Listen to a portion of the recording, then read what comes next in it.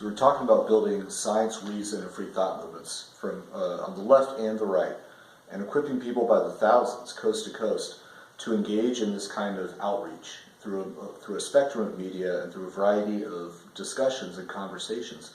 And the key issue here is that we often arrive at our political views for emotional reasons, and we rationalize it after the fact. And then when presented with contradictory facts or evidence that go against our emotionally held belief, we look for confirmatory reasons, data and evidence. We essentially go fishing to find reasons to maintain our belief. And this creates a kind of crosstalk between the left and the right, where people are doubling down to maintain their belief systems rather than seeking a conversation. And one of the tools to bring to the table here is an epistemological tool, a kind of logic flowchart, a way to get people to hone in on better ways to ask questions, as well as to get people to explain why they believe what they believe, how they arrived at that knowledge, but also what do they really value, what are the underlying things that they're valuing, and why are they saying what they're saying. And very often people deflect and they shift the topic, or they give general reasons, or they avoid answering the question. This is infuriating, and it happens on both sides. And from this emerges a kind of pattern of the most common fallacies you get. And we can go issue by issue and take certain issues on the left and the right. In this case, we're going to talk about the right. We're going to talk about conservatism and American conservatives.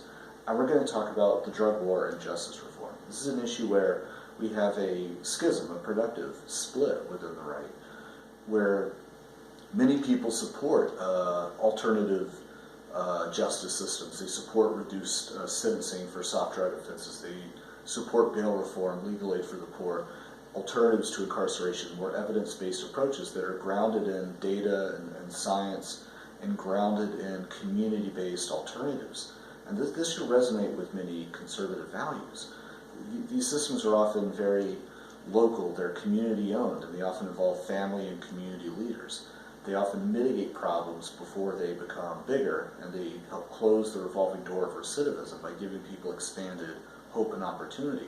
They often avoid having to spend all this taxpayer money to lock people up in the first place, and these are often data-driven and evidence-based, and they're based on local innovation and the rights of cities and communities to experiment with different ideas. This is a living laboratory concept our founders often talked about, so you can go line by line and show how these conservative values line up with the idea of justice reform and how our status quo of a very costly top-down federal mandate system for soft drug offenses and all the money we spend and the mass incarceration and the revolving door, and this actually seems to contradict many of these conservative values. So what we have is a split off within the right wing, and this is actually productive because we can then build more bridges with the reformers, with the people that want alternatives to incarceration, that want more cost-effective, locally driven justice systems.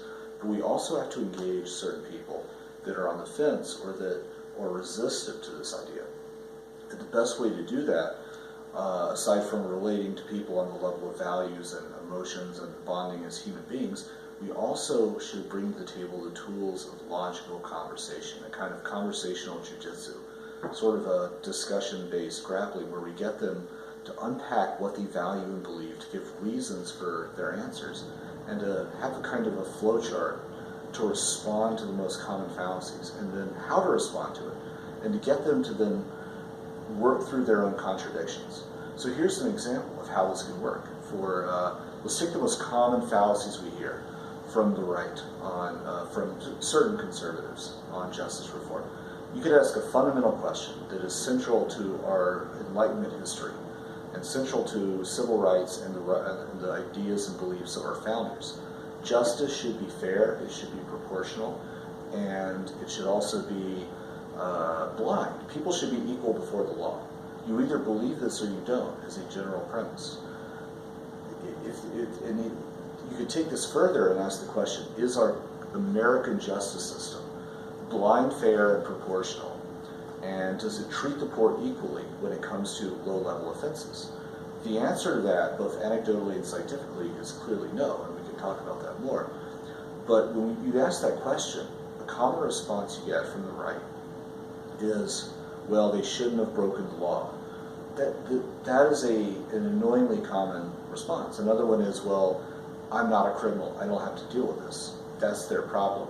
Or they'll say they made their choice. Or they'll say, don't do the crime if you can't do the time, or some garbage like that. We have to find ways to respond to this fallacy and get them to work through the contradiction. And there's ways to do that. You could say, it's basically to refocus and hone back in on the key question. The key question is, do you believe justice should be fair and blind? And is it fair and blind? The first thing that comes out of someone's mouth in responding to that should not be, they are criminals, I'm not a criminal, they made their choice. That is actually a very inadequate response.